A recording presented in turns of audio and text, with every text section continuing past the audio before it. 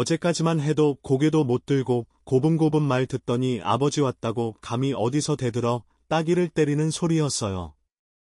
죄송해요. 떨리는 목소리. 그 목소리는 내 딸의 것이었어요. 문 밖까지 나는 소리라니. 현관문 앞 초인종을 누르려는 순간 들려온 소리에 제 손가락이 멈췄어요. 배낭 가방 하나 메고 손에는 휴대폰과 지갑을 안 챙긴 걸 깨닫고 되돌아온 길이었는데 지금 생각하면 돌아오길 정말 잘했어요. 서울에서 대전까지 2시간 넘게 달려왔어요. 결혼한 딸을 만나러요. 딸 유진이와는 한 달 넘게 제대로 통화도 못했어요.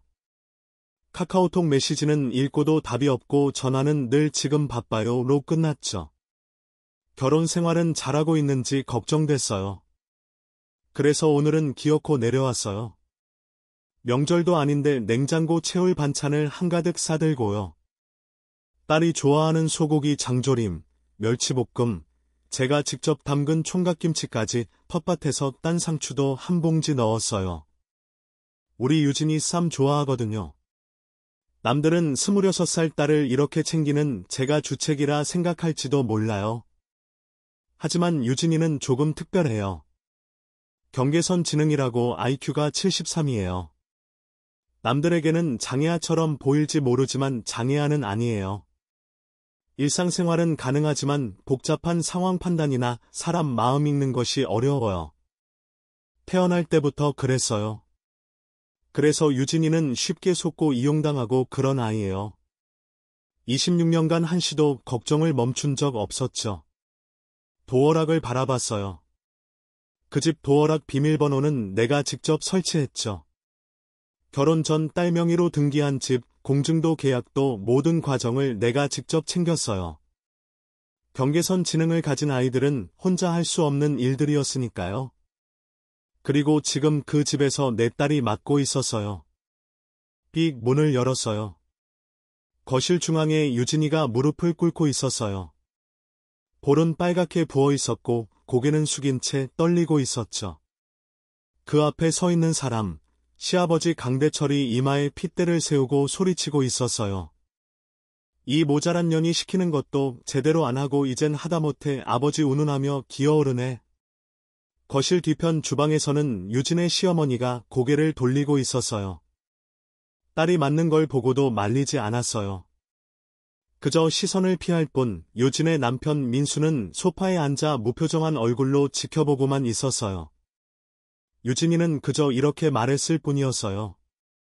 죄송하지만 이건 저녁 준비 다 하고 나면 안 될까요?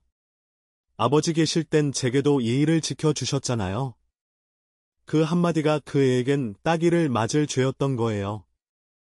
나는 아무 말 없이 딸 쪽으로 걸어갔어요. 강대철이 나를 보더니 딱 멈췄어요. 사돈, 가신 거 아니에요? 왜 다시 왔어요? 지금 무슨 짓이에요? 남의 집 도어락을 함부로 열고? 이 집 제가 딸 사준 거예요.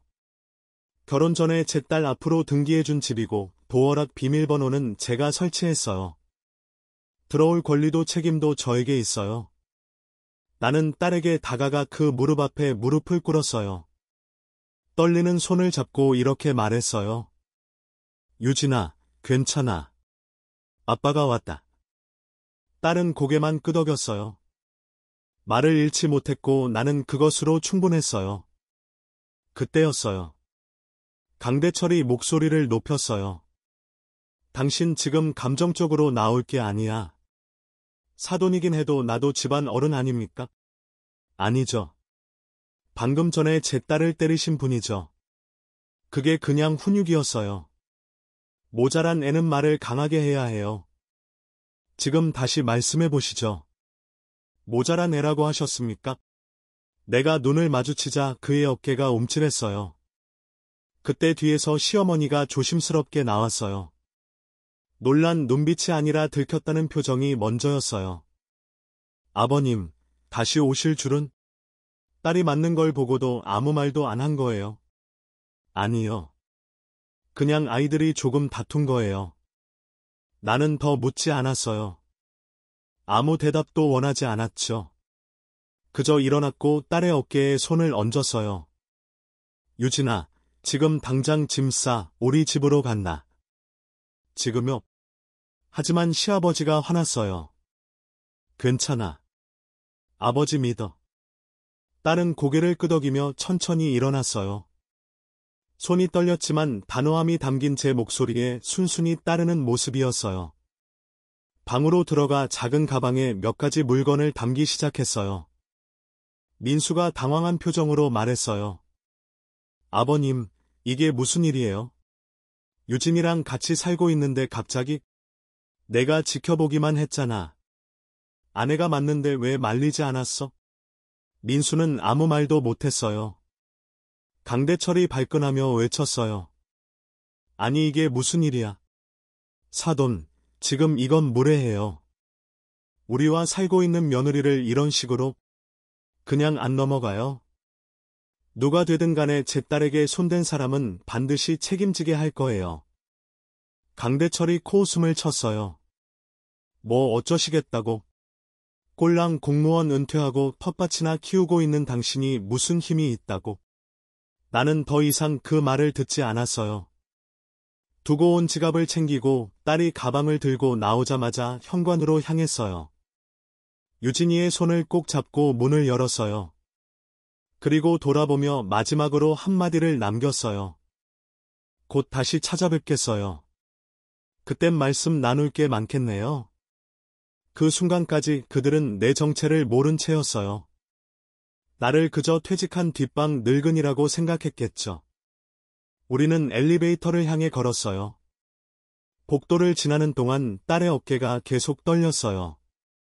나는 그 어깨를 감싸 안았어요. 주변은 조용했지만 내 머릿속은 수천 가지 생각으로 요동쳤어요.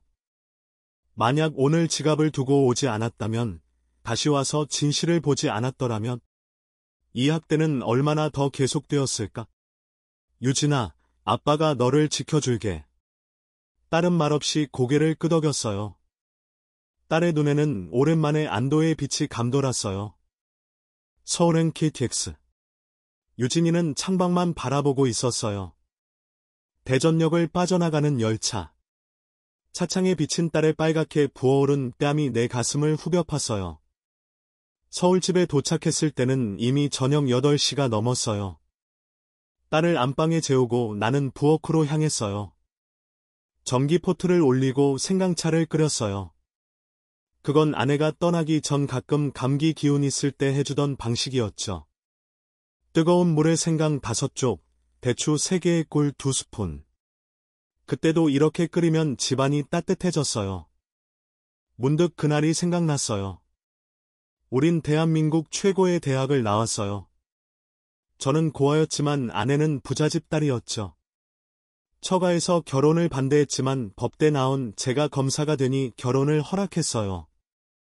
영문과를 나온 아내는 외국계 회사에 취업이 되었죠.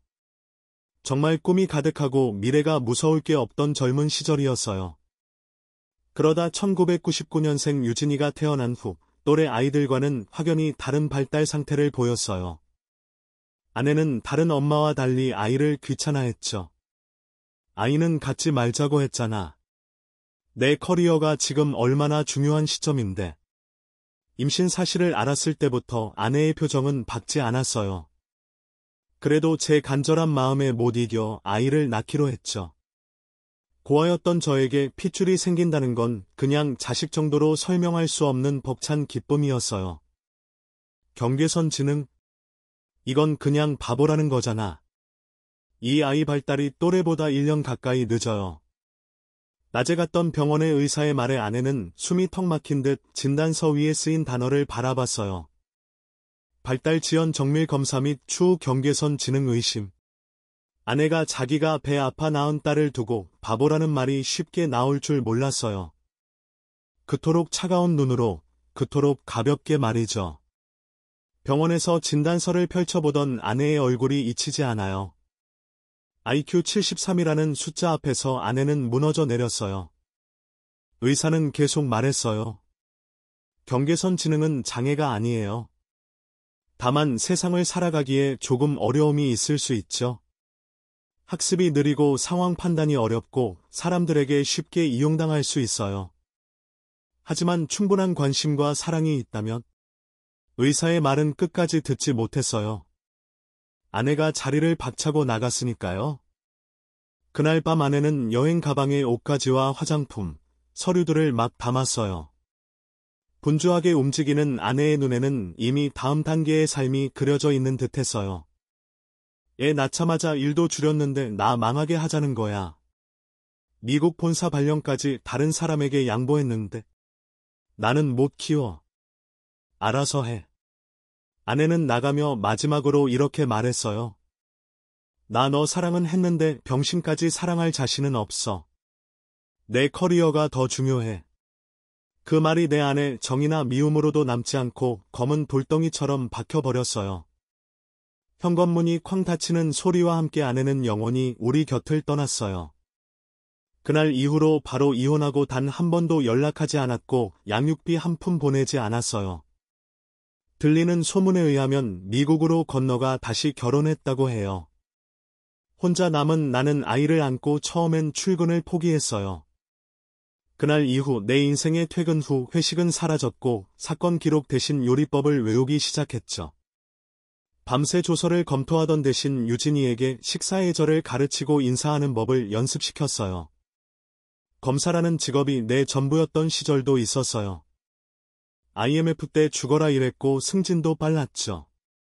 하지만 아내가 떠난 후 세상이 달라졌어요. 강력부 검사로서 수많은 살인자들을 법정에 세웠지만 가장 중요한 재판은 항상 집에 있었어요. 내 딸의 미래를 지키는 재판. 이 세상에 유진이를 돌볼 사람은 나밖에 없었어요.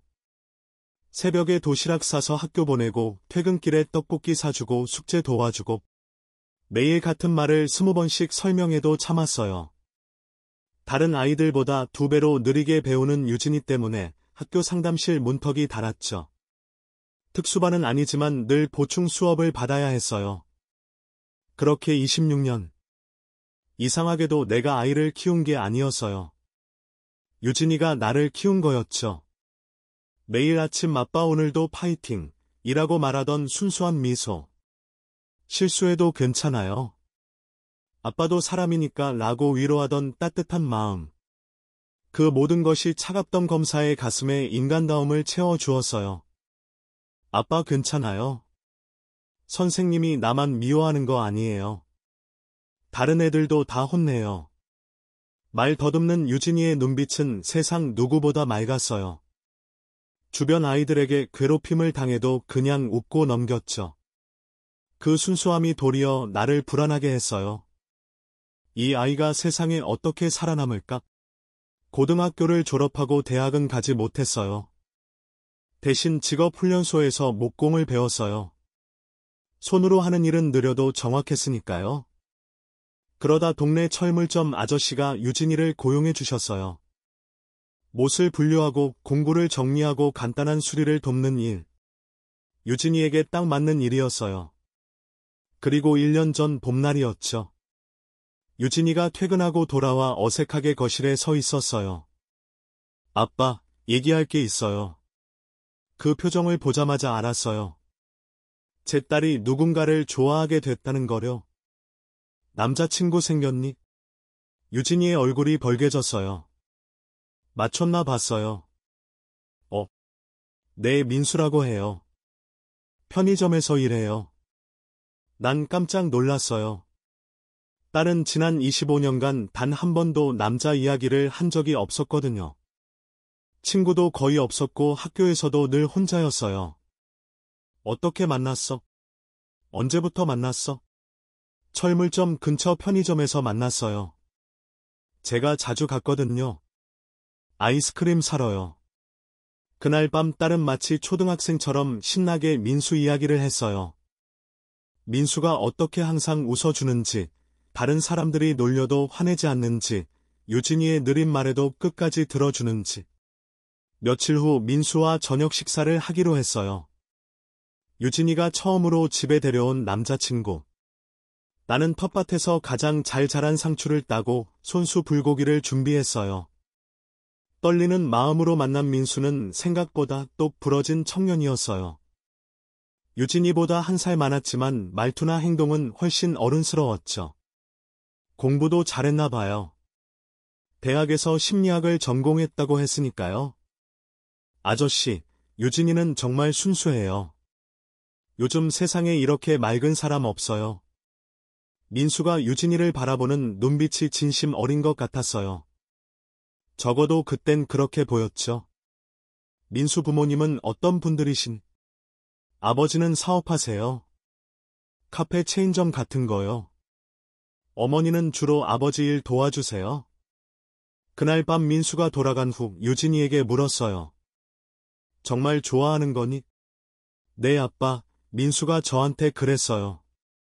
누나가 다른 사람들과 달라서 좋다고요. 그 말을 듣는 순간 마음이 찡했어요. 다른 사람들과 다르다. 유진이의 경계선 지능을 알고 있단 뜻이었을까요? 아니면 단순히 성격을 말한 걸까요? 유진아, 너 민수 부모님도 만나봤니? 아직이요.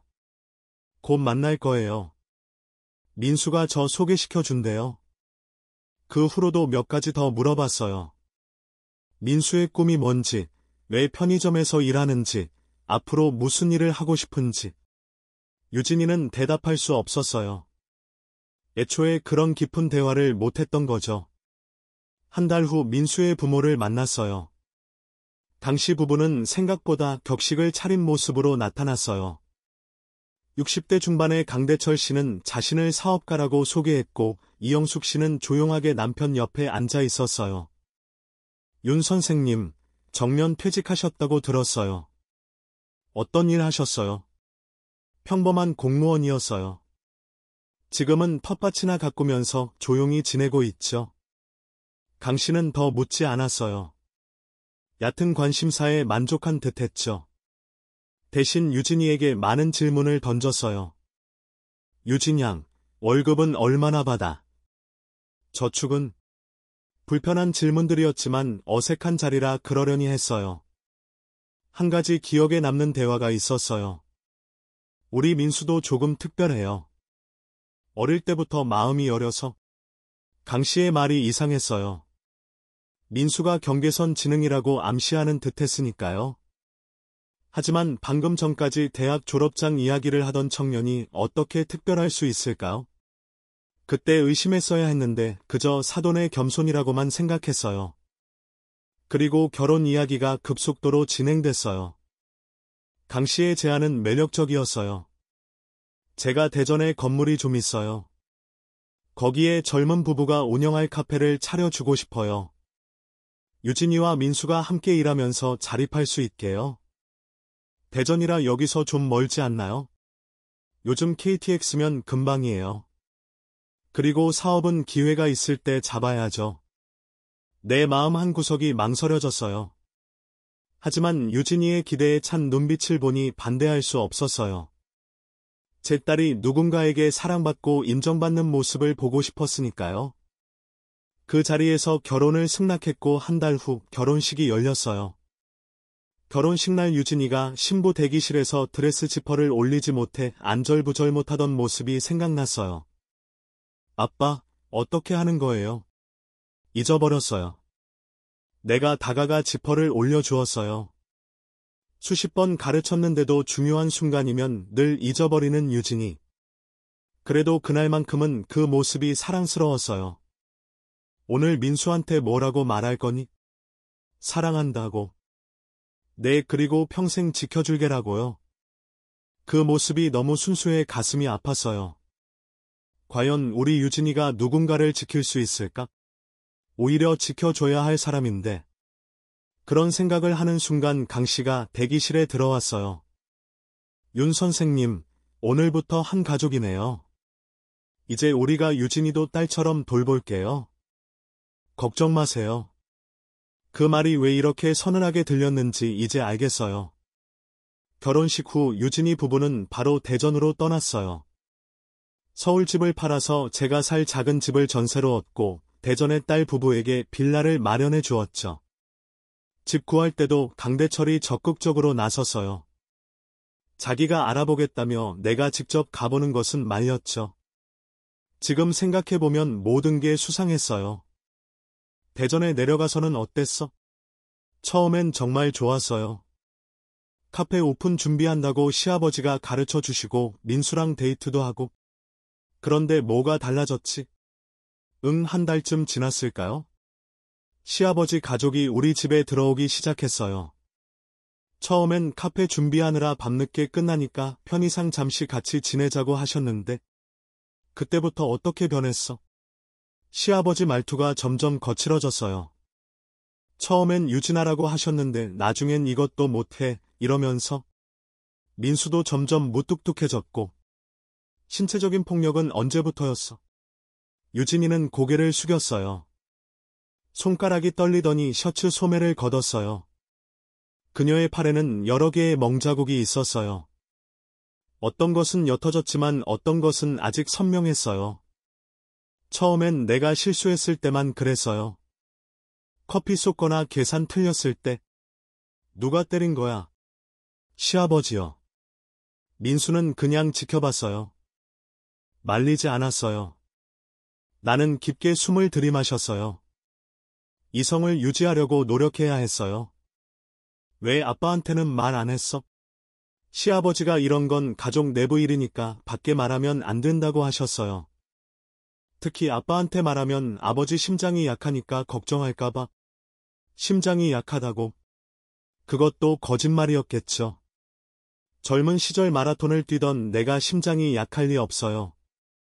그리고 저한테 돈도 많이 빌려달라고 했어요. 카페 준비한다고. 얼마나? 처음엔 500만 원, 그 다음엔 1천만 원, 그 다음부터는 잘 모르겠어요. 시아버지가 통장 관리하시겠다고 해서. 나는 마른 침을 삼켰어요.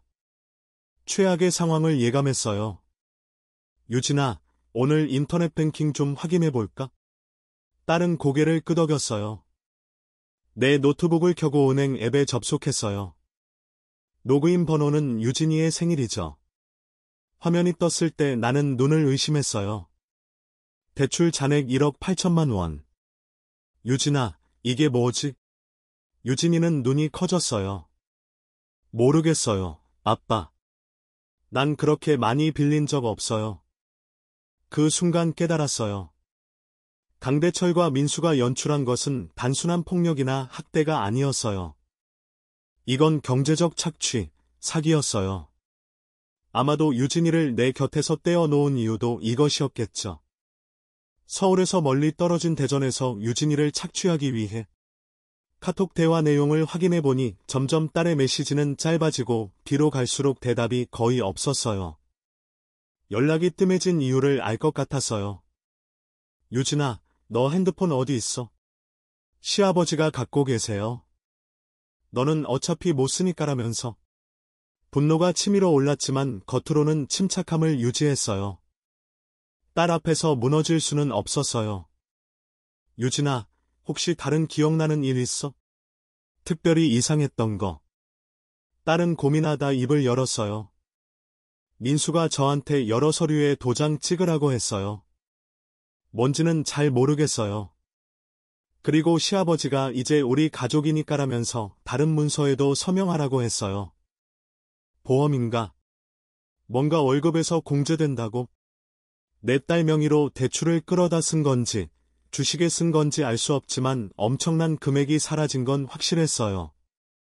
아빠, 나 큰일 났어요. 유진이의 눈에 두려움이 가득했어요.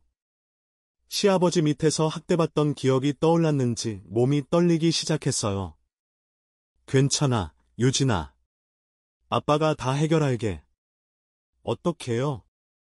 그 많은 돈? 걱정하지 마, 법이 우리 편이야. 나는 서랍에서 오래된 수첩을 꺼냈어요. 강력부 검사 시절 사용하던 수사 노트였어요. 먼지를 털고 첫 페이지를 열었어요. 여기에 지금부터 우리가 알아낸 모든 증거를 기록할 거야. 그리고 내일 대전에 다시 가볼 거야. 아빠, 무서워요. 이번엔 달라. 아빠가 너를 지키기 위해 가는 거니까. 다음날 아침 일찍 일어났어요. 새벽 4시, 검사 시절 중요한 수사를 앞두고 늘 깨던 시간이었죠. 몸이 기억하고 있나 봐요. 정장을 꺼내 입으며 거울을 봤어요. 주름진 얼굴, 흰머리가 늘어난 60대지만 눈빛은 달라졌어요. 30년 전 강력부 검사처럼 날카로워졌죠. 거실로 나오니 유진이가 소파에 웅크리고 있었어요. 밤새 잠을 못 잔 듯했어요.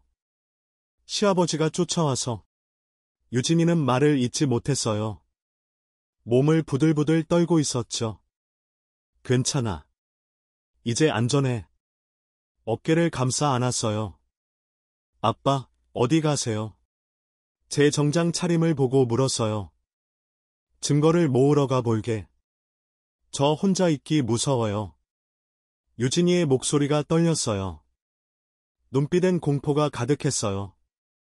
마음이 무거웠어요.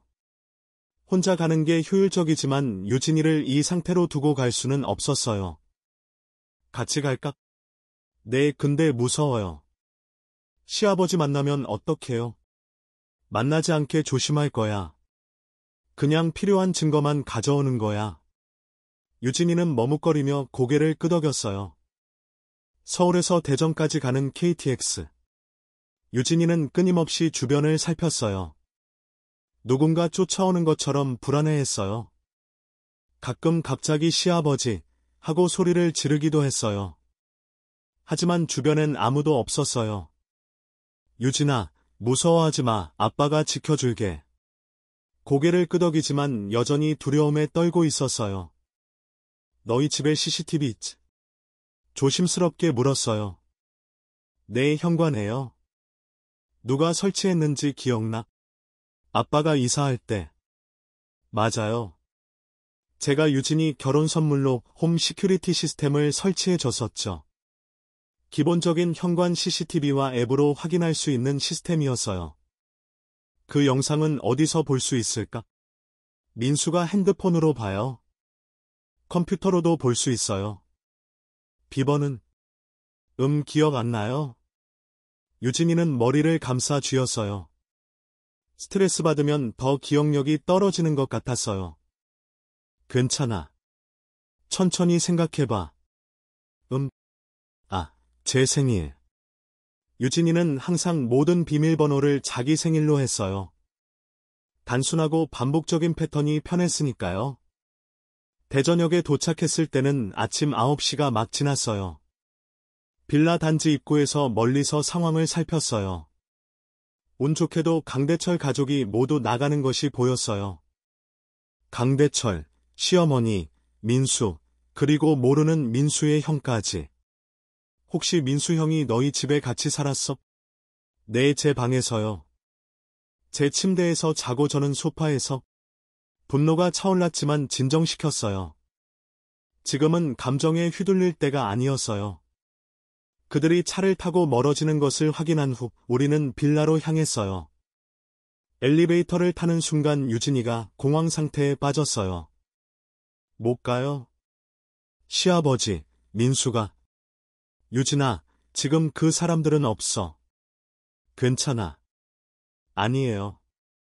집에 있을지도? 온몸이 떨리고 있었어요. 진심으로 두려워하고 있었어요. 그럼 내가 먼저 가볼게. 넌 여기서 기다려도 돼. 아빠만 가면 더 무서워요.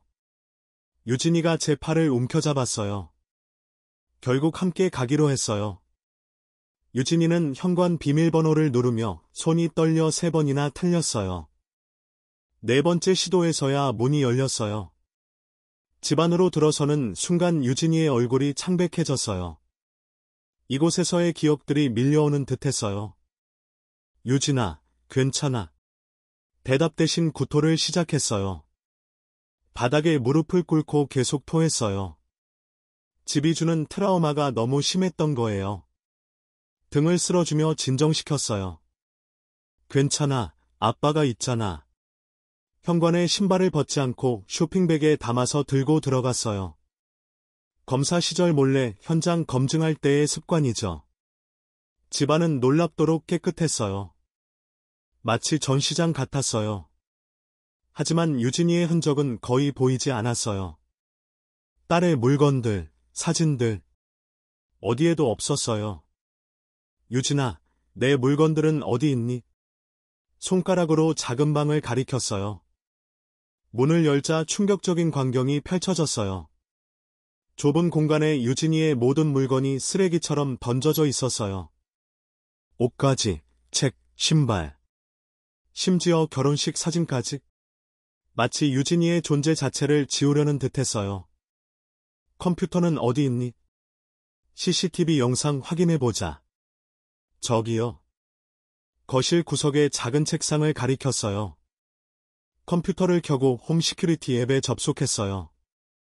비밀번호를 입력하자 영상 목록이 나왔어요. 마지막 영상은 어제 저녁이었어요. 이전 날짜들로 거슬러 올라가기 시작했어요. 아빠, 저 소리 들려. 놀라서 고개를 들었어요. 멀리서 도어락 비밀번호를 누르는 삐삐 소리가 들렸어요. 누군가 돌아오고 있었어요. 유진아, 조용히 해. 누군가 오고 있어. 유진이의 얼굴에서 피기가 싹 빠졌어요. 온몸이 부들부들 떨기 시작했어요. 일단 컴퓨터를 끄고 모든 흔적을 지웠어요. USB에 영상 몇 개만 급히 복사했어요. 충분한 증거는 아니었지만 무언가는 확보해야 했어요. 어디 숨을 수 있을까? 유진이는 대답 못하고 그저 공포에 질린 채 얼어붙어 있었어요. 빠르게 주변을 살폈어요. 작은 방에 창문이 있었어요. 비상 계단이 있는 것 같았어요. 저기로 나가자. 창문을 열고 유진이를 먼저 밀어냈어요. 그러고 나서 제가 나가려는 순간 현관문이 열렸어요. 재빨리 창문을 닫았지만 완전히 닫히진 않았어요. 작은 틈이 남았지만 더 이상 시간이 없었어요. 발소리가 가까워지고 있었어요. 비상 계단에 숨은 우리는 숨도 못 쉬고 기다렸어요. 유진이는 제 가슴에 얼굴을 묻고 있었어요. 무슨 일이지? 왜 갑자기 돌아온 걸까요? 창문 틈으로 민수가 거실을 둘러보는 모습이 보였어요. 민수는 무언가를 찾는 듯했어요. 형, 지갑 못 찾겠어. 아버지 빨리 찾아오라고 하시는데. 아무도 대답이 없자 민수는 작은 방으로 향했어요. 그때였어요. 그의 시선이 반쯤 열린 창문에 머물렀어요. 창문을 안 닫고 나갔나? 심장이 멎는 줄 알았어요. 그는 천천히 창문으로 다가왔어요. 우리는 재빨리 비상 계단을 한층 내려갔어요. 유진이는 너무 떨려서 제대로 계단을 내려오지 못했어요. 제가 딸을 거의 들다시피 했어요. 민수가 창문을 열고 내다봤지만 다행히 우리는 보이지 않는 위치에 있었어요. 형, 이상한데. 창문이 열려 있었어. 그리고 잠시 후 현관문이 닫히는 소리가 들렸어요. 그들이 떠난 것 같았어요. 하지만 우리는 15분 이상 그 자리에 숨어 있었어요. 유진이는 계속해서 떨고 있었어요. 이제 괜찮아. 가자. 겨우 빌라 밖으로 나왔을 때 유진이는 다리에 힘이 풀려 주저앉았어요. 아빠, 죄송해요. 제가 너무 겁쟁이라? 아니야. 내 잘못 아니야. 정상적인 반응이야. 겨우 확보한 USB 하나. 그리고 유진이의 방에서 급히 꺼낸 일기장 한 권, 충분한 증거는 아니었지만 시작점으로는 충분했어요. 기차에 오르자마자 유진이는 지쳐 잠들었어요. 그 틈에 확보한 USB를 노트북에 꽂아 영상을 확인했어요. 몇 개 안 되는 영상이었지만 그 안에서도 충격적인 장면들이 있었어요. 영상에서는 강대철이 유진이의 목을 잡고 벽에 밀쳐붙이는 모습이 있었어요. 다른 영상에서는 민수의 형이 유진이를 앉혀놓고 서류에 서명하게 강요하는 장면. 심지어 민수도 옆에서 빨리 사인해라고 재촉하고 있었어요. 급히 꺼낸 일기장을 펼쳐봤어요. 단순한 문장들이었지만 그 안에 진실이 담겨 있었어요. 오늘도 시아버지한테 맞았다. 내가 바보라서 그런가 보다. 민수가 달라졌다. 더 이상 웃지 않는다. 형이 또 서류에 도장 찍으라고 했다. 뭔지 모르겠다. 아빠한테 전화하고 싶은데 폰을 못 쓰게 한다. 마지막 페이지에는 떨리는 글씨로 적힌 문장이 있었어요. 아빠, 살려주세요. 그 글씨를 보는 순간 눈물이 흘렀어요.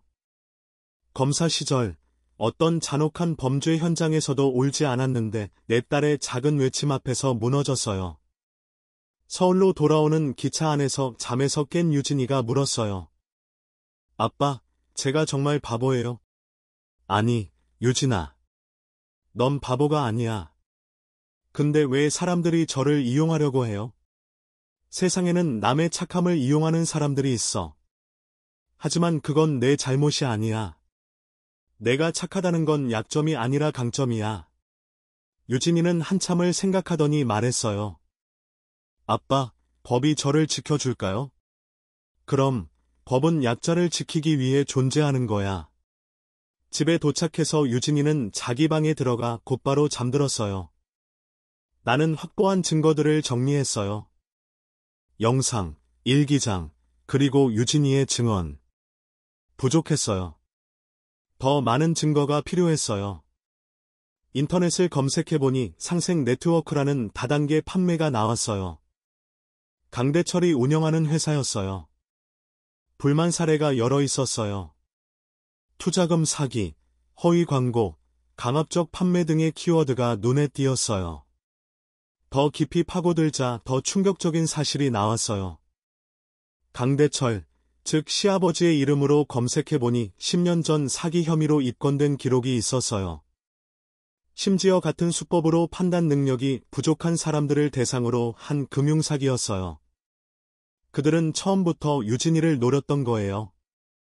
경계선 지능이 있어 쉽게 속일 수 있고 법적 대응 능력이 부족하고 게다가 아버지는 그저 평범한 퇴직 공무원으로만 알고 있었으니까요. 하지만 충분한 증거를 확보하지 못했어요. 다시 돌아가야 했어요. 이번엔 더 철저한 준비가 필요했어요. 유진이의 방을 살며시 들여다봤어요. 딸은 깊이 잠들어 있었어요. 아빠가 확실히 지켜줄게. 서재로 돌아와 서류 가방에서 오래된 명함을 꺼냈어요. 윤명호 검사, 서울중앙지방검찰청 강력부. 그리고 그 옆에 놓인 법복을 바라봤어요. 이제 법복을 입을 때가 왔어요. 아니, 정확히는 법의 권위를 다시 가져올 때가 왔어요. 검사로서가 아니라 아버지로서의 정의를 위해. 일주일 후 대전행 KTX에 다시 몸을 맡겼어요. 이번엔 혼자였어요. 유진이는 집에 두고 왔어요. 어젯밤 그 아이의 악몽 소리가 온 집안을 채웠던 기억이 아직도 생생했어요. 시아버지, 제발 때리지 마세요. 잠결에 흐느끼는 유진이의 모습에 마음이 찢어졌어요. 강대철이 얼마나 큰 상처를 줬는지, 그 고통이 얼마나 깊은지 실감했어요. 오랜 시간이 지나도 이 트라우마는 남을 거예요. 창밖으로 스쳐 지나가는 풍경들. 초임 검사 시절 열차를 타고 지방 출장을 다니던 기억이 났어요. 그때는 정의를 향한 뜨거운 열정이 있었죠. 시간이 흐르며 그 열정은 현실과 타협하고 제도에 길들여지고 마침내 퇴직되었어요. 하지만 지금은 달라요. 내 딸을 위한 정의, 이것만큼은 타협할 수 없었어요. 오래된 정장 안주머니에서 작은 녹음기를 꺼냈어요. 디지털 시대에 아직도 이런 구식 장비를 쓰는 사람은 별로 없겠죠. 하지만 강력부 검사 시절 늘 가지고 다녔던 습관이었어요. 디지털 증거는 언제든 조작될 수 있지만 아날로그 녹음은 원시적이지만 확실했으니까요. 주머니 안에는 여러 개의 마이크로 SD카드도 있었어요. 여러 날에 걸쳐 확보한 증거들이 담겨 있었어요. 강대철의 사업체 상생 네트워크에 대한 자료, 10년 전 사기 전과 기록, 유진이 계좌에서 빠져나간 돈의 추적 내역. 모든 준비는 끝났어요. 이제 남은 것은 직접 대면뿐이었어요. 대전에 도착해 택시를 타고 목적지로 향했어요. 그곳은 유진이의 집이 아니라 강대철의 사업체 상생 네트워크 사무실이었어요. 건물 앞에 내려 잠시 주변을 살폈어요. 허름한 오피스텔 1층에 자리한 상생 네트워크. 인생을 바꾸는 기회라는 현수막이 바람에 흔들리고 있었어요. 문을 열고 들어가자 젊은 여직원이 환한 미소로 맞이했어요. 어서 오세요. 상생 네트워크에 관심 있으신가요? 아니요. 강대철 씨를 만나러 왔어요. 강 대표님은 약속이 있으신데 혹시 미리 예약하셨나요? 가족 일로 왔어요. 윤명호라고 전해주세요. 여직원은 의아한 표정을 지었지만 안쪽 사무실로 들어갔어요. 잠시 후 그녀가 돌아와 말했어요. 안쪽으로 들어오시래요. 사무실은 전형적인 다단계 판매의 모습이었어요. 벽에는 고액 달성자들의 사진과 명언들이 붙어 있었고 회의 테이블에는 화려한 브로셔들이 늘어져 있었어요. 안쪽 방에서 강대철이 나왔어요. 그는 여전히 자신만만한 표정이었지만 눈빛에서 경계심이 느껴졌어요. 사돈 양반, 갑자기 웬 일이세요? 유진이는요? 유진이는 집에 있어요. 아, 그래요. 우리 민수가 많이 보고 싶어 하는데. 그의 뻔뻔한 태도에 분노가 치밀었지만 감정을 누르고 차분히 대답했어요. 민수가 유진이를 진심으로 생각했다면 좋겠군요. 강대철은 잠시 긴장한 기색을 보이더니 곧 웃음을 지으며 말했어요. 그럼요. 사위니까 당연히 아끼죠. 그런데 갑자기 찾아오신 이유가 한 가지 들릴 말씀이 있어서요. 네, 말씀하세요. 여기서 말하긴 좀 그렇고 개인적인 얘기라. 강대철은 잠시 주저하더니 직원들에게 밖에 나가 있으라고 손짓했어요. 직원들이 나가고 사무실에 우리 둘만 남았어요. 자, 이제 말씀하세요. 나는 천천히 가방을 열었어요. 서류 몇 장을 꺼내 테이블 위에 펼쳤어요. 이게 뭡니까? 강대철이 물었어요. 유진이 명의로 대출받은 내역이에요. 1억 8천만 원, 그리고 이건 유진이 계좌에서 상생 네트워크로 입금된 내역. 그리고 이건 강 사장님 계좌로 옮겨진 금액. 강대철의 얼굴이 굳어졌어요. 이게 무슨 소리요? 그건 다 유진이가 알고 동의한. 이건 CCTV 영상이에요. 유진이가 폭행당하는 장면, 협박받는 장면, 강제로 서명하는 장면. 강대철의 표정이 완전히 변했어요. 눈에 핏발이 서더니 갑자기 소리를 질렀어요. 그래서 뭐 어쩌겠다는 거요? 그딴 증거 누구한테 보여줄 건데? 당신 딸이 얼마나 멍청한지 세상이 다 알게? 그런 바보 같은 딸 둔 걸 창피하게 생각해야지. 그의 말이 제 가슴을 찔렀어요. 하지만 이런 자극에 넘어갈 수는 없었어요. 그런 생각이세요? 경계선 지능을 가진 사람을 이용해도 괜찮다고. 세상이 그렇게 돌아가는 거요. 약한 자는 당하는 거야. 정말 바보 같은 년이라니까. 돈만 보여주면 모든 걸 자발적으로 사인하고 말이야. 난 잘못 없다니까. 강대철은 비웃듯 말했어요. 그의 말 한마디 한마디가 녹음되고 있다는 사실을 그는 모르고 있었어요. 그럼 강 사장님은 유진이가 바보라서 이용하기 쉬웠다. 그렇게 인정하시는 거예요? 당연하지. 아니면 왜 우리 아들을 그런 멍청이랑 결혼시키겠어요? 처음부터 계획된 거예요. 순진하고 판단력 없는 사람, 부모 재산 물려받을 사람.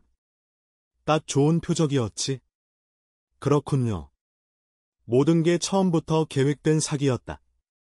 사기라니요. 그냥 비즈니스죠. 세상에 공짜는 없어요. 당신도 알잖아요. 그 딸 혼자선 아무것도 못한다는 거 평생 누군가 뒷바라지해 줘야 할 텐데 우리가 좀 이용한다고 뭐가 어때요? 나는 천천히 일어났어요.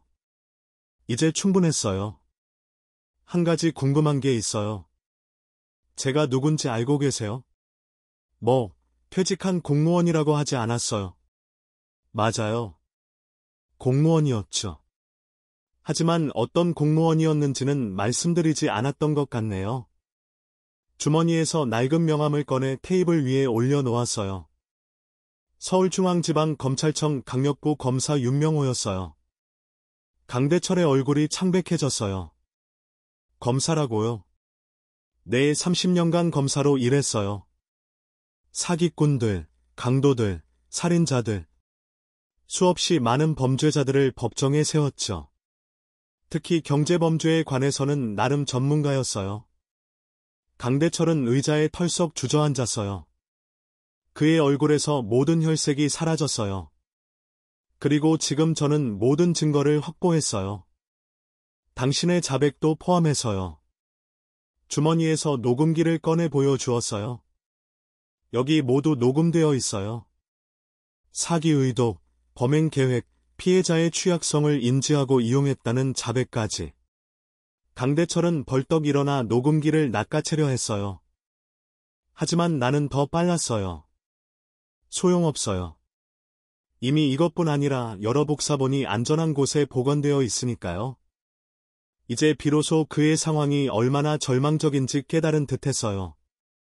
사돈, 이러지 맙시다. 우리 대화로 풀어요. 대화요. 내 딸이 맞을 때는 대화가 없었던 것 같은데요. 그건 실수였어요. 솔직히 좀 과했어요. 인정해요. 하지만 이걸로 경찰에 가면 우리 가족이 다 망해요. 당신 가족이요? 내 가족은 이미 당신 때문에 망가졌어요. 강대철이 갑자기 무릎을 꿇었어요. 처음 보는 모습이었어요. 항상 거만하고 위압적이던 그가 바닥에 엎드려 빌고 있었어요. 제발 한 번만 살려주세요. 돈 다 돌려드릴게요. 이자까지, 아니 2배로 돌려드릴게요. 돈 문제가 아니에요. 그럼 뭐든지 말씀하세요.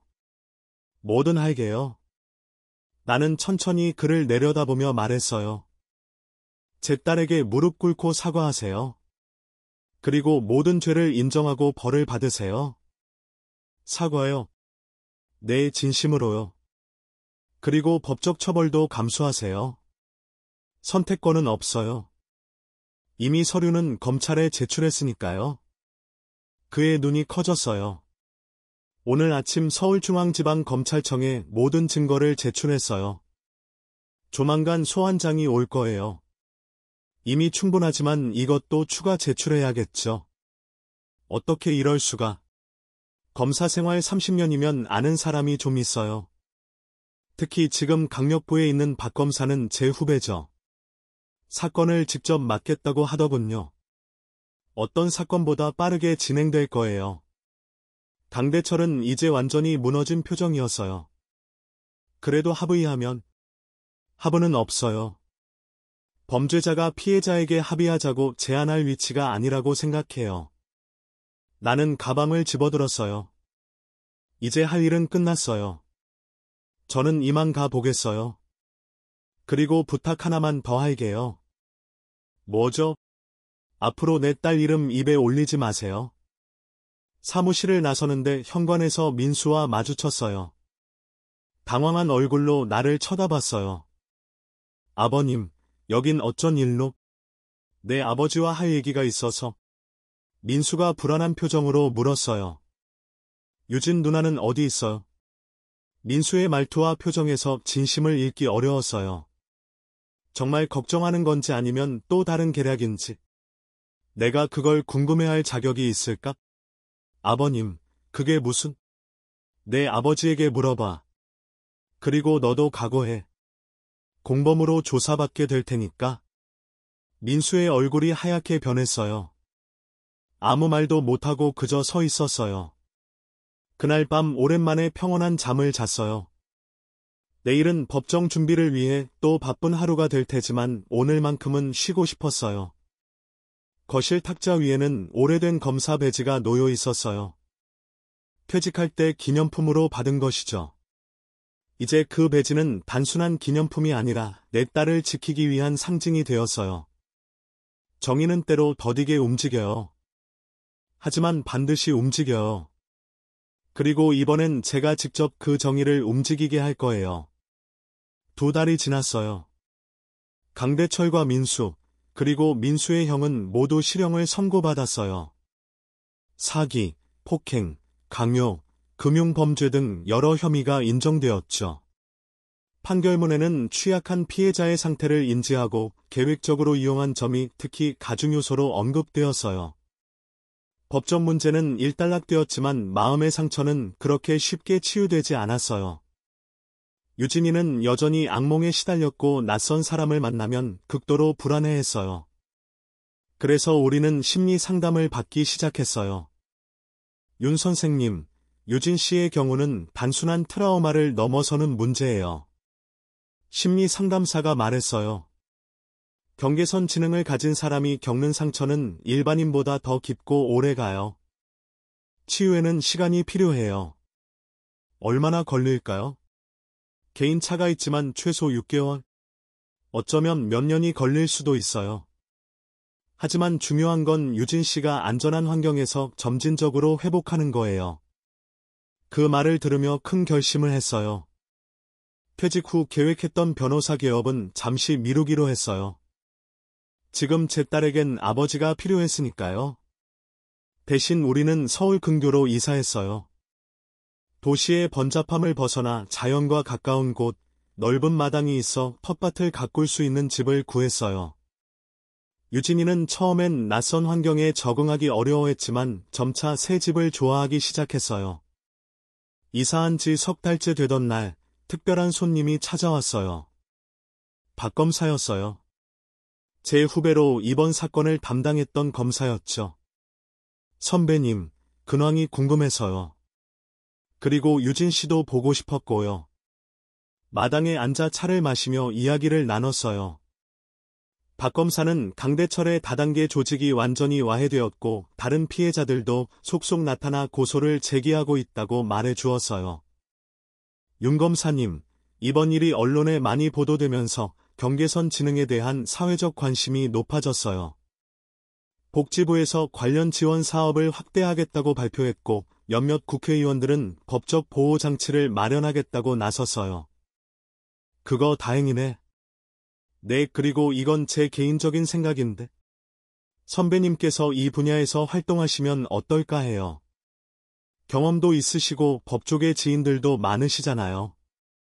박 검사의 제안이 계속 머릿속에 맴돌았어요. 변호사 개업 대신 경계선 지능을 가진 사람들과 그 가족들을 지원하는 일을 하는 것. 생각해 볼 만한 일이었어요. 겨울이 찾아왔어요. 첫눈이 내린 날 유진이와 함께 마당에 나가 눈사람을 만들었어요. 아빠, 나 이제 괜찮아요. 갑작스러운 말에 놀랐어요. 민숙, 이제 생각 안 나요? 가끔 꿈에 나오지만 이제 안 무서워요. 그래, 다행이구나. 그리고 아빠, 나중에 목공소에서 일하고 싶어요. 철물점에서 배웠던 거 기억나요? 나무로 뭔가 만드는 거 좋아해요. 유진이의 말에 감동했어요. 딸이 미래를 생각하기 시작했다는 것. 그것만으로도 큰 진전이었어요. 그래, 좋은 생각이야. 내일 근처 목공소 한번 알아볼까? 유진이는 환하게 웃었어요. 오랜만에 보는 순수한 미소였어요. 한편 저도 새로운 시작을 준비하고 있었어요. 박 검사의 제안을 받아들여 경계선 지능권익보호센터를 설립하기로 했어요. 30년간의 법조인 경험을 살려 유진이처럼 세상에서 쉽게 상처받는 사람들을 도울 수 있는 일이었어요. 아빠, 그 센터에 나도 도울 수 있어요? 물론이지. 내가 가장 중요한 상담원이 될 거야. 나요? 내가 뭘 할 수 있는데요? 유진아, 너는 경계선 지능이 어떤 건지 직접 경험한 사람이야. 내가 느끼는 것, 내가 어려워하는 것, 그런 이야기들이 다른 사람들에게 큰 도움이 될 거야. 유진이는 처음으로 자신의 상태를 유용한 것으로 인식하는 것 같았어요. 딸의 눈빛이 빛났어요. 이제 우리의 상처는 천천히 아물고 있어요. 앞으로도 어려움은 있겠지만 이제 우리는 알고 있어요. 어떤 어둠이 찾아와도 서로를 지키는 한 빛은 다시 찾아온다는 것을. 그리고 때로는 가장 큰 상처를 통해 가장 소중한 진실을 배운다는 것을. 봄이 오면서 센터 준비도 본격화되었어요. 여러 전문가들과 협력하여 경계선 지능을 가진 분들과 그 가족들을 위한 종합적인 지원 체계를 만들어가고 있어요. 유진이도 목공소에서 일을 시작했어요. 처음엔 간단한 작업부터 시작했지만 차츰 실력이 늘어가고 있어요. 무엇보다 일하는 유진이의 표정이 밝아진 게 가장 큰 변화예요. 아빠, 오늘 나무로 작은 상자 만들었어요. 센터에서 쓸 수 있을까요? 그럼, 정말 예쁘게 만들었구나. 저도 누군가에게 도움이 되는 일을 하고 있는 거죠? 그럼, 아주 큰 도움이 되고 있어. 어느 날 저녁, 유진이가 조심스럽게 물었어요. 아빠, 저 같은 사람도 누군가를 도울 수 있을까요? 왜 그런 생각을 해? 센터에서 상담할 때, 제가 겪었던 일들을 말해주면 다른 분들이 위로받는 것 같아요. 저도 그런 일을 더 많이 하고 싶어요. 딸의 말에 가슴이 뭉클했어요. 상처받았던 경험이 이제는 다른 사람을 위로하는 힘이 되고 있었어요. 유진아, 너는 이미 많은 사람들에게 희망이 되고 있어. 내가 용기를 내서 이겨낸 것만으로도 다른 사람들에게 큰 힘이 돼. 여름이 되자 센터가 정식으로 문을 열었어요. 개소식 날, 많은 분들이 축하해 주러 오셨어요. 박검사를 비롯한 법조계 동료들, 복지 관련 전문가들, 그리고 무엇보다 경계선 지능을 가진 분들과 그 가족들이 함께해 주셨어요. 유진이는 그날 처음으로 많은 사람들 앞에서 자신의 이야기를 했어요. 안녕하세요. 저는 유진이에요. 저도 여러분과 같은 어려움을 겪었어요. 하지만 포기하지 않으면 반드시 좋아져요. 제가 증거예요. 짧은 인사였지만 많은 분들이 눈물을 흘리며 박수를 쳐주셨어요. 그날 밤 유진이가 말했어요. 아빠, 오늘 정말 뿌듯했어요. 제가 누군가에게 도움이 될 수 있다는 게 믿어지지 않아요. 유진아, 너는 언제나 특별한 아이였어. 다만 세상이 너의 가치를 제대로 알아보지 못했을 뿐이야. 가을이 오면서 센터의 활동도 본격화되었어요. 법률 상담, 심리 상담, 직업 훈련, 가족 지원 등 다양한 프로그램을 운영하고 있어요. 무엇보다 당사자들이 직접 참여하여 서로를 도우는 자조 모임이 가장 효과적이에요. 유진이는 이제 센터의 핵심 멤버가 되었어요. 상담도 하고 프로그램도 기획하고 누구보다 열심히 일해요. 아빠, 저 이제 알 것 같아요. 제가 왜 이런 식으로 태어났는지. 저 같은 사람들을 도우라고 그런 거 아닐까요? 겪어봐야 아는 일들이 있잖아요. 딸의 말에 가슴이 따뜻해졌어요. 고통스러웠던 과거가 이제는 다른 사람을 위한 선물이 되었어요. 겨울이 다시 찾아왔어요. 센터를 연 지 6개월이 되었어요. 벌써 200여 명의 분들이 도움을 받았고 많은 분들이 새로운 희망을 찾아가고 있어요. 크리스마스 이브, 센터에서 작은 파티를 열었어요. 이용자들과 가족들, 직원들이 모두 모여 따뜻한 시간을 보냈어요. 유진이가 손수 만든 나무 장식품들로 꾸민 트리 아래에서 사람들이 웃고 이야기하는 모습을 보며 생각했어요. 진정한 행복이란 이런 게 아닐까? 서로를 이해하고 돕고 함께 성장해가는 것. 아빠, 고마워요. 유진이가 내 손을 꼭 잡으며 말했어요. 뭐가? 저를 포기하지 않아서. 계속 믿어줘서. 그리고 저를 사랑해줘서. 유진아, 고마운 건 나야. 너 때문에 내가 진짜 사람이 될 수 있었어. 너 때문에 진정한 행복이 뭔지 알게 되었어. 밤하늘에 별들이 반짝이고 있었어요. 어둠 속에서도 빛을 잃지 않는 별들처럼 우리도 어떤 시련이 와도 서로를 비추며 살아갈 거예요. 샵사인 에필로그, 희망의 씨앗. 1년 후, 센터는 전국적으로 확산되었어요. 여러 지역에 분소가 생겼고, 정부에서도 정식으로 지원을 시작했어요. 무엇보다 사회 전체가 경계선 지능에 대한 이해가 높아졌어요. 유진이는 이제 당당한 사회인이 되었어요. 목공소에서의 일과 센터에서의 활동을 병행하며 바쁘지만 행복한 나날을 보내고 있어요. 아빠, 새로운 사람이 상담 신청했어요. 20대 여성인데 저랑 비슷한 상황이래요.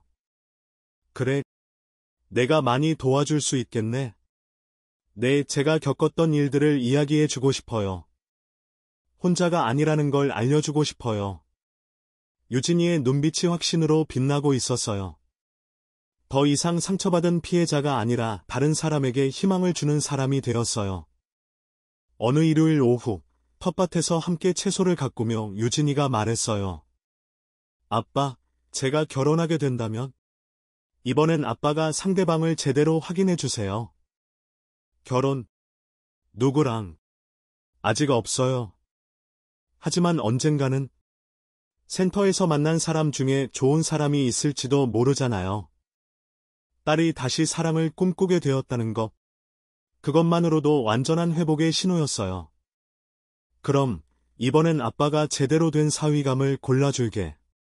아빠는 어떤 사람이 좋을 것 같아요? 우선 너를 있는 그대로 사랑해주는 사람. 내가 느리다고 재촉하지 않고, 내가 실수해도 화내지 않고, 무엇보다 너의 순수함을 소중히 여기는 사람. 그런 사람이 있을까요? 있어. 분명히 있어. 세상에는 좋은 사람들이 더 많아. 해가 저물어가는 텃밭에서 우리는 함께 채소를 수확했어요. 상추, 토마토, 오이. 정성으로 키운 것들이 이렇게 결실을 맺듯이 우리의 사랑과 인내도 아름다운 열매를 맺었어요. 저녁 식사를 준비하며 유진이가 말했어요. 아빠, 제가 센터에서 만난 분 중에 정말 대단한 할머니가 계세요. 어떤 분? 80세 할머니인데 손자가 경계선 지능이래요. 그런데 그 할머니가 손자를 위해 65세에 한글을 다시 배우기 시작하셨대요. 손자가 책 읽는 걸 어려워하니까 같이 공부하시려고요. 대단하시네. 그 할머니가 저한테 그랬어요. 사랑하면 뭐든 할 수 있다고. 그때 아빠 생각이 났어요. 아빠도 저 때문에 요리도 배우고 빨래도 배우고 검사였는데 집안일을 다 배우셨잖아요. 그건 당연한 거야. 저도 그런 사랑을 받고 자랐구나 싶어서 정말 감사했어요. 유진이의 말에 목이 메었어요. 지난 26년간의 모든 순간들이 스쳐 지나갔어요. 힘들었던 순간들, 포기하고 싶었던 순간들. 하지만 모든 것이 이 순간을 위한 것이었어요. 유진아, 너도 이제 그런 사랑을 다른 사람들에게 나눠주고 있잖아. 네, 제가 받은 사랑을 돌려주고 싶어요. 그날 밤 일기를 쓰며 생각했어요. 인생에서 가장 큰 시련이 가장 큰 축복이 될 수 있다는 것을. 유진이의 경계선 지능은 처음엔 절망이었지만 이제는 우리 가족뿐 아니라 수많은 사람들에게 희망이 되었어요. 시간은 빠르게 흘러 어느덧 센터가 설립된 지 2년이 지났어요. 그동안 많은 일들이 있었어요. 유진이는 더욱 성숙해졌고 센터는 우리의 예상을 훨씬 뛰어넘는 성과를 거두었어요. 가장 놀라운 변화는 사회 전체에서 일어났어요. 처음엔 작은 센터 하나로 시작했지만 이제는 전국 15개 지역에 센터가 있어요. 언론의 관심도 높아져서 여러 방송국에서 다큐멘터리를 제작했고 정부에서는 경계선 지능 지원법을 제정하기까지 했어요. 그런 변화의 중심에는 항상 유진이가 있었어요. 어느 날 국정감사 증인으로 출석 요청이 왔을 때 유진이는 처음엔 무서워했어요. 아빠, 국회의원들 앞에서 이야기하는 거예요. 저 같은 사람이요? 왜 못해? 내가 가장 잘 알고 있잖아. 경계선 지능을 가진 사람들이 어떤 어려움을 겪는지, 어떤 도움이 필요한지. 하지만 말을 잘못하면 어떡해요? 틀려도 괜찮아. 내 진짜 마음만 전하면 돼. 국정감사 당일, 유진이는 떨리는 목소리로 시작했지만 점점 당당해졌어요. 존경하는 국회의원님들, 경계선 지능을 가진 사람들은 단순히 도움이 필요한 사람들이 아니에요. 우리도 사회에 기여할 수 있는 능력이 있어요. 다만 조금 다른 방식의 지원이 필요할 뿐이에요. 유진이의 당당한 모습을 보며 가슴이 뿌듯했어요. 더 이상 숨어 지내는 아이가 아니라 당당히 자신의 목소리를 내는 성인이 되었어요.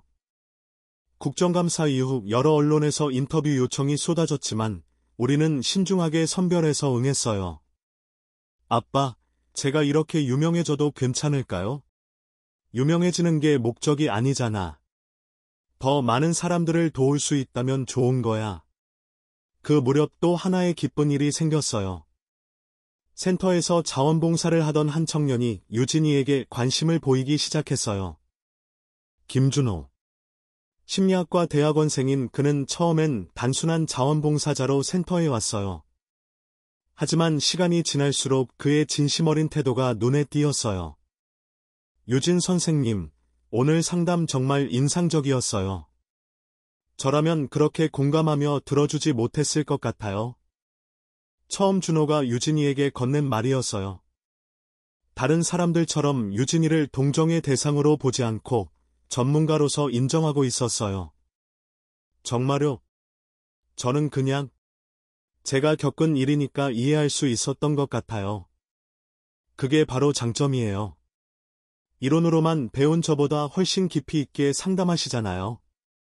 그날 이후 준호는 유진이와 함께 있는 시간이 늘어났어요.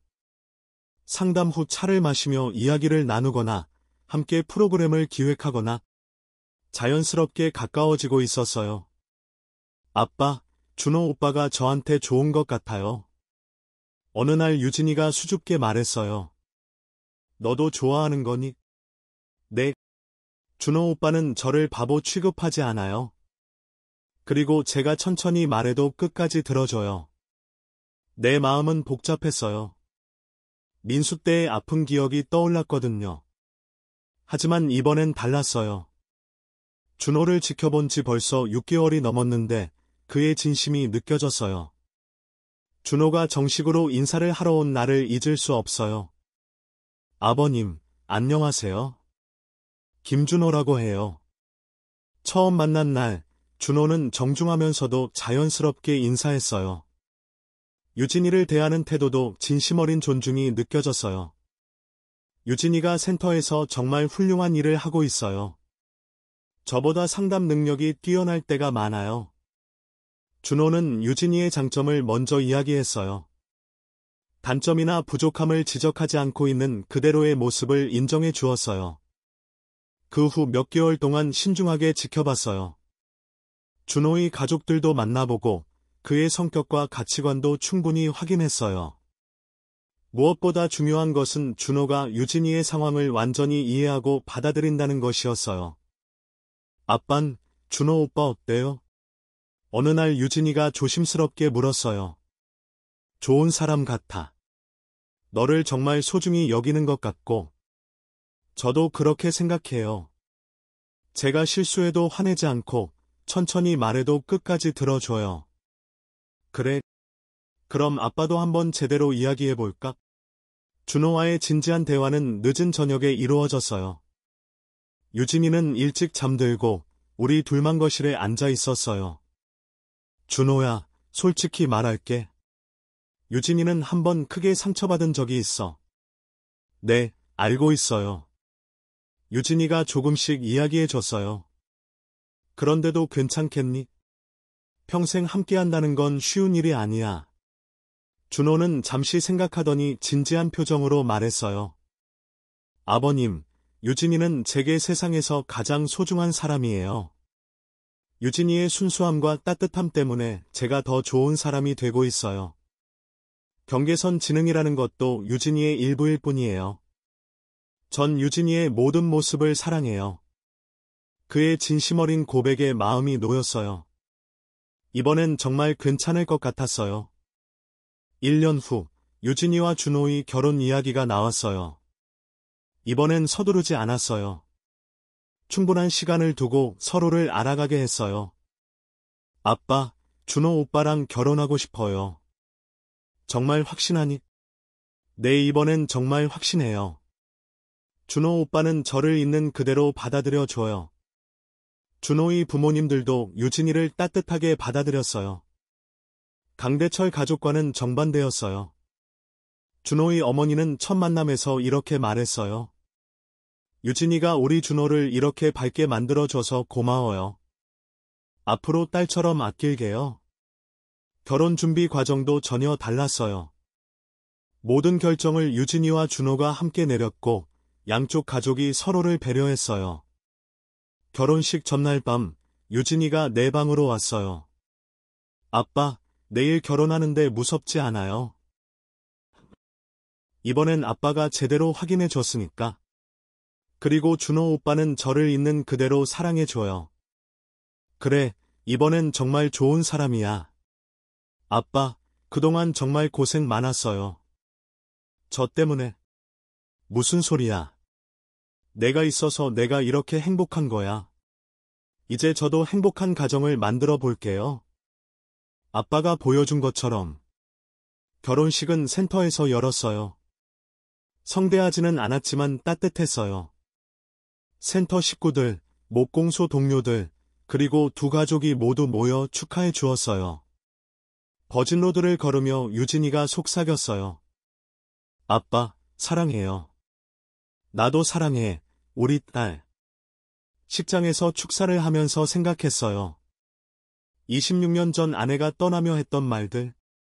병신까지 사랑할 자신은 없어. 그때는 상처였지만 이제는 오히려 감사해요. 덕분에 진정한 사랑이 무엇인지 배울 수 있었으니까요. 아빠, 제가 엄마가 돼요. 유진이가 임식 소식을 전해온 건 준호와의 결혼 후 3년이 더 흐른 어느 날이었어요. 기쁨과 걱정이 동시에 밀려왔어요.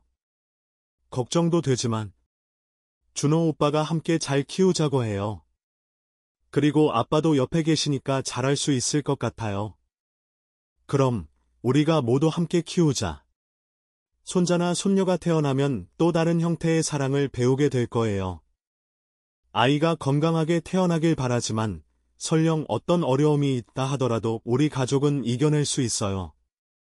사랑하면 정말 뭐든 할 수 있다는 걸 배웠으니까요. 어느 가을 저녁, 센터에서 늦게 돌아와 텃밭을 바라보며 생각했어요. 26년 전 절망 속에서 시작된 우리의 이야기가 이렇게 많은 사람들에게 희망이 될 줄 누가 알았을까요?